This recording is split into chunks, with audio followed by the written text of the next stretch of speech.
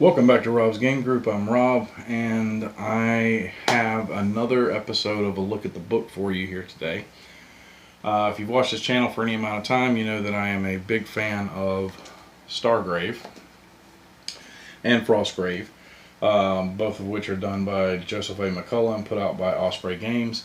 They are skirmish miniature war games, but they can be played PvP, cooperatively, and solo. There are rules included for all three types of play. What I really like about Stargrave and Frostgrave is the fact that they are skirmish war games, but at the same time they're also very heavy on the narrative side of it and telling a story. And that in both games is more important than just crushing your opponent. It's more about telling the story of your crew or your war band. So today we are going to be looking at the first expansion to come out for Stargrave, and that is Quarantine 37. Just got this in. It is fantastic. I read it this morning, and it not only sparked my interest for some more stuff that I could build to play the game with, but also the story is so good in it that it made me think, oh, hey, I could run a role-playing game, set in a dark sci-fi setting and use this story for it. It's really that good. So, without any further ado, let's take a look at the book. Alright, we're going to dig into Quarantine 37, which, like I said, is the first, technically it's the second expansion released for Stargrave, because they did release a free PDF at launch called Dead or Alive for playing solo bounty hunting missions. But this is the first book to come out for it, retail-wise. And that cover art is really good. All the art in here is really good, but that's something we've come to expect from Frostgrave and Stargrave. In the back, we have a nasty looking plague zombie there. And reading from the back of the book, Quarantine 37. When it was commissioned, Imperial Research Station 37 was home to nearly 10,000 scientists and researchers working on a vast array of biological and chemical projects. Then, 6 months before the outbreak of the war, Station 37 went dark. No escape pods were launched, and all attempts at communication went unanswered. Only a solitary repeating broadcast filled the silence. This station is under quarantine. Do not approach. When the war came, the station was forgotten, left to drift aimlessly in its empty system. Now, in the aftermath of the last war, Station 37 has been rediscovered and its broadcast heard once more. Quarantine 37 is a supplement for Stargrave in which players lead their crews into an abandoned space station, hunting for lost technology, unique research, and forgotten experiments. Compete with your opponents for these valuable resources across 2 competitive mini-campaigns, or venture into the vast maze of corridors and laboratories alone in the first Stargrave solo campaign. Also included are 6 new soldier types, new backgrounds and powers, terrifying additions to the bestiary, and new advanced technology table packed with loot to help you in your adventures in the ravaged galaxy. Sounds like fun. Alright, so let's open it up. Nice cover page. We have our table of contents that lets us know that Chapter 1 is going to cover the new backgrounds and powers. Chapter 2 covers the new soldiers and rules. Chapter 3 and 4 are both 4 scenario long mini campaigns that you play competitively. Chapter 5 is fairly short, just a couple of pages, but it gives us the rules we need for playing solo. And Chapter 6, Back to the Ship, gives us a four scenario solo campaign to play. Chapter 7 wraps us up with a couple pages on advanced technology and a new advanced technology list. The incoming transmission is just the same blurb from the back of the book. Oh, we also have Chapter 8, which is the bestiary. So the introduction is actually a pretty good read. It was written by Joseph McCullough, and he talks about his love of mini wargaming and skirmish wargaming, and especially his love of trying to recreate those desperate scenes from movies like Aliens, The Thing, Predator, so on and so forth. And that's what his attempt was here. And he talks about how he had a strong desire when he was writing Quarantine 37 on whether he should do it as alien bugs or space zombies.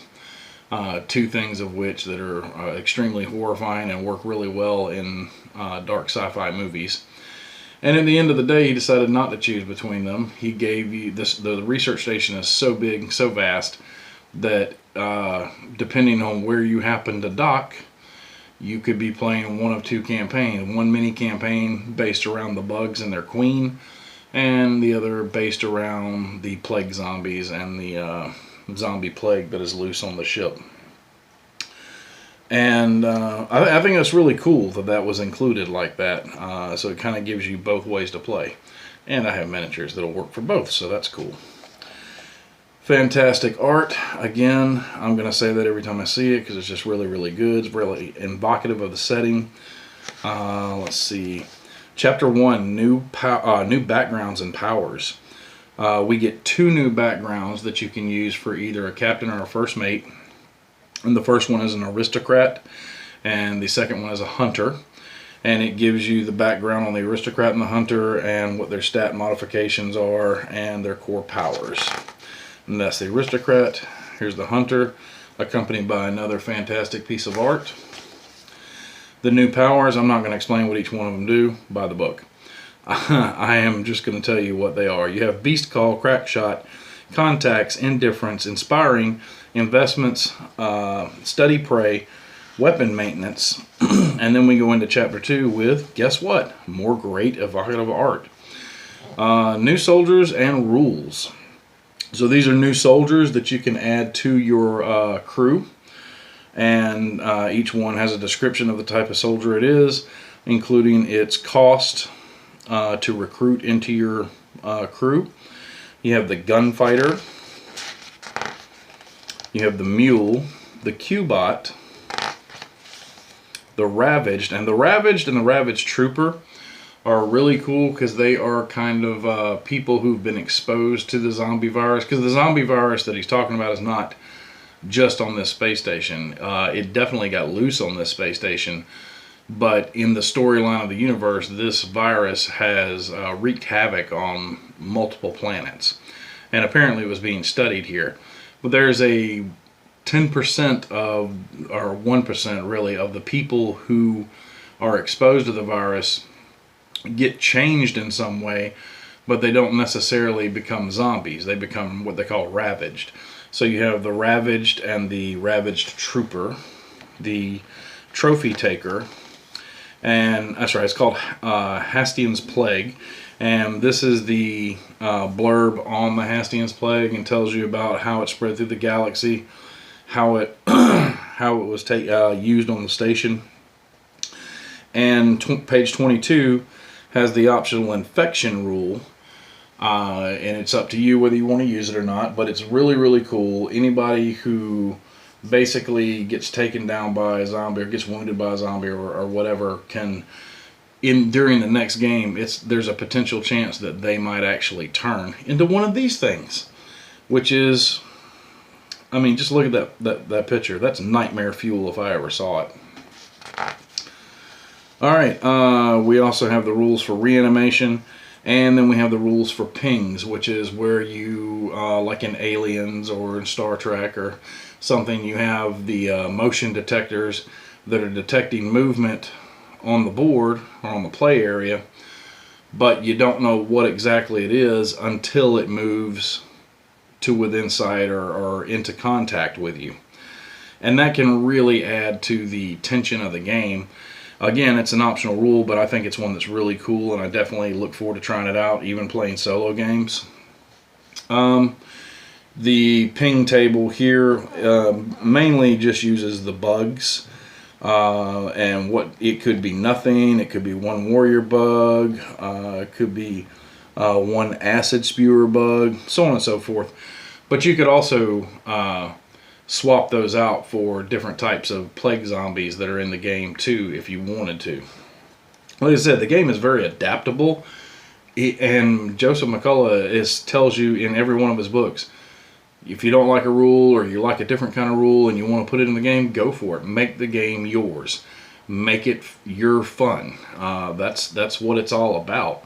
And we do that in our Frostgrave game. We have several house rules that we use, and some of them depend on the type of Frostgrave game we're playing, whether it's competitive or whether it's PvP, as to whether the rule is used or not. So being able to customize your game to your liking is one of the things that I really love about both Stargrave and Frostgrave.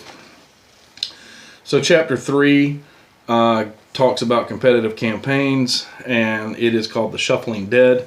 This is our first 4 scenario campaign. I'm not going to read the scenarios to you. I'll just tell you which ones they are, and let you get the book and explore it for yourself. But each one has the setup, the special rules, if I can turn the page here, multiplayer modifications if you're playing with more than 2 players, if you're playing with 3 or 4 players, and then the loot and experience adjustments for that scenario. So this first one is dealing with the plague zombies, and scenario 1 is the medical lab, scenario 2 is the zombie chute, let's see, tight corridors rules, and then we get these 2-page spread of art, which I don't remember in any of the other books. I could be wrong. I'd have to go back and look, but I don't remember seeing any 2-page spreads like this. But this happens a couple of times in the book, and this art is just amazing. Scenario 3 is the power conduit, and scenario 4 is called Shield Dance.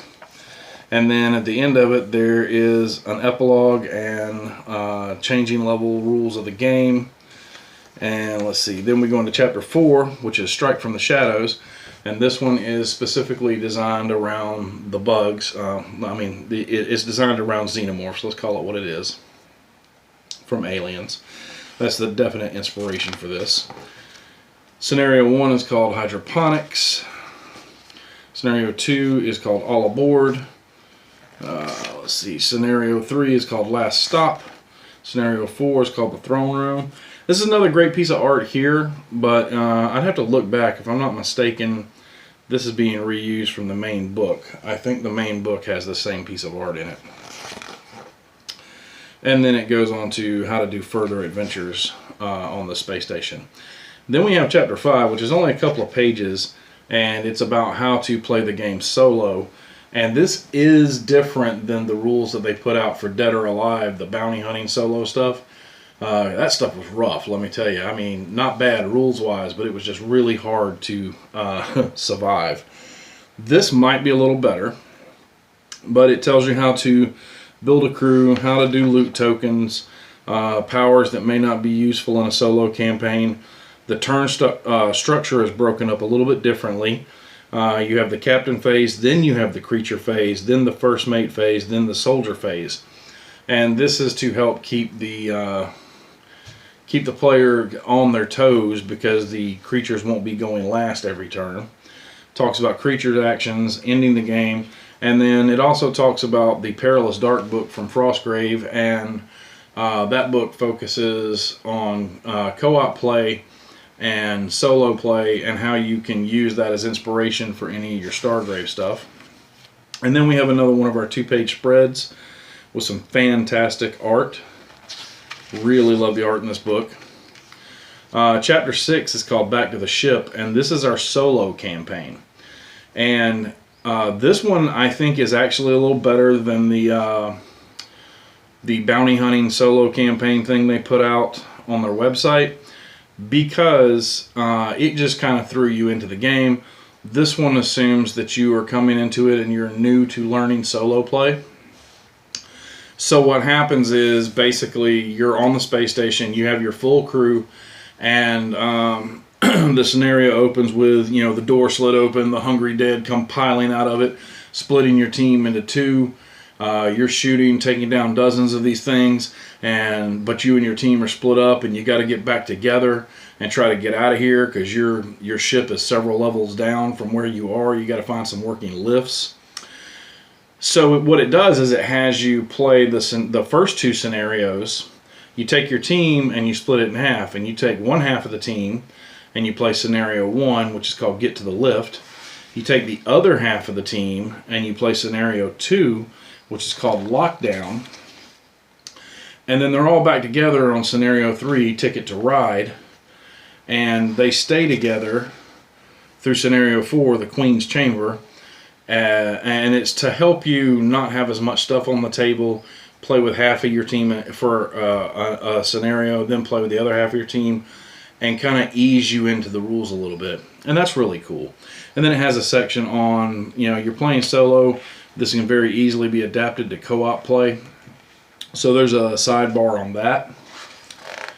And then we get to the epilogue of the solo adventure campaign.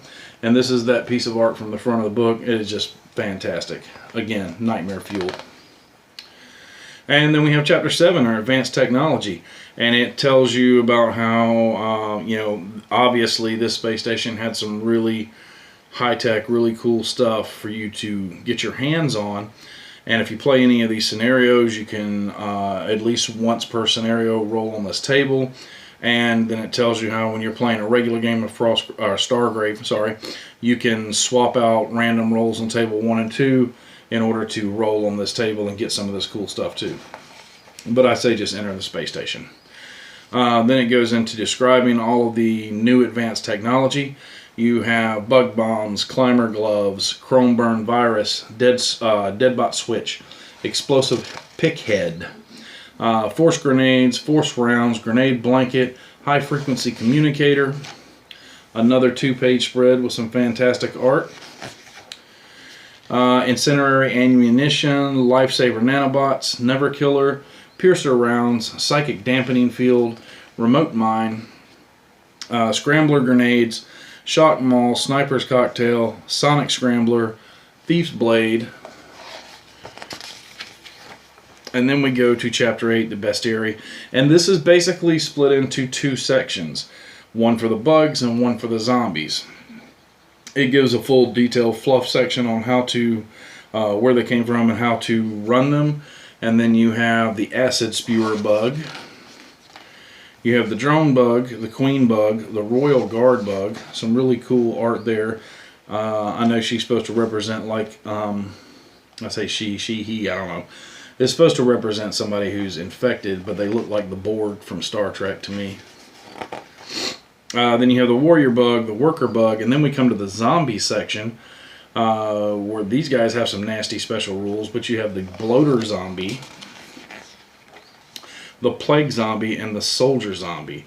And then the attribute list at the end tells you how any of the new special attributes work, like acid spew, beast fighter, bug, expert climber, hatred of gunfire, high pain threshold, potential self-immolation, powerful, ranged attack, sharp teeth, strong, toxic trophy taker, 2-gun fighter, unaggressive, zombie infection, which refers you back to page 22 and the rules on that, zombie terror, and then the book ends out with the credits. So that is it. That is a look at Quarantine 37. And I gotta tell you, I read it this morning, like I said earlier in the video. Grabbed me a cup of coffee, sat down, and just tore through this book. I've been really looking forward to reading it. And it did not disappoint. If you love Stargrave, obviously, pick it up. If you're looking to venture into Stargrave and maybe you don't even have friends to play with and you just have the main rule book, this is worth picking up just for the solo campaign alone, because it's going to teach you step by step how to play the game. And that's really, really good. It's going to walk you through it with those broken up scenarios in the solo campaign. So I highly suggest it for either of those facts. If you're just a fan of dark horror sci-fi, I suggest picking it up because it's a great read. Especially if you run role-playing games, because you could easily take, good Lord, any multitude of role-playing games that can have a focus on horror, from Savage Worlds to Those Dark Places to Mothership to, I know there's a plethora of them out there, but any of those games will work, and you could, the scenarios are vague enough in here that you could pretty much drop them into any setting. So yeah, I think it comes in at about $20-25 on Amazon. It is a fantastic book, like all of the Osprey Games books. It's really well put together, and if you like this kind of stuff, then I highly recommend it, very much so. And that's all I've really got on this one. I hope you enjoyed this look at the book, and if you hung around this long then and you enjoyed it, please consider subscribing, becoming part of our community. If you didn't enjoy it, please consider unsubscribing and leaving the community. Whatever. If you liked it, thumbs up. If you didn't, thumbs down. You know how this works. This is YouTube. Nobody's new here. If you'd like to communicate your thoughts on this, or maybe some of the upcoming products for Stargrave, put it down to the side thingy in the comments. Or you can hit me up on Rob's Game Group on Facebook. I'll put a link down in the description below. And until next time, my friends, good gaming and good luck.